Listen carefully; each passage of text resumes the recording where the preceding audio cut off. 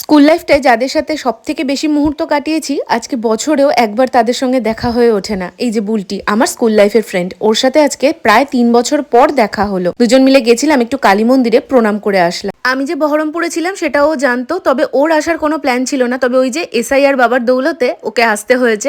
গতকাল সন্ধেবেলাটুকুই আমাদের একসাথে কাটানোর কথা ছিল, কিন্তু সেই প্ল্যান ক্যান্সেল হয়ে গেছে। ওর সাইড থেকে কোনো ফোন না আসায় আমি ভেবেছিলাম প্ল্যানই থেকে গেল প্রত্যেকবারের মতো। তবে সকাল 7:30টায় দেখলাম বুলটি এসে হাজির, আর সেই ছোটবেলার পুরনো ডাক শুনতে পেলাম। আর আমার গুণের কথা কি বলবো, 5:30 অব্দি মোবাইল ঘেটেছি, তারপরে ঘুমিয়েছি। মাত্র 2 ঘন্টা ঘুমিয়ে ওর ডাকে তো তড়াং করে উঠে বসেছি। আর তারপর ও এসে স্নান করেছে, ফ্রেশ হয়েছে, দুজন মিলে চা খেয়েছি। এরপর এসেছিলাম কালী মন্দিরে। এখান থেকে এখন অনেক প্ল্যান আছে সারাটা দিনে। যাবো একটু বাজারে।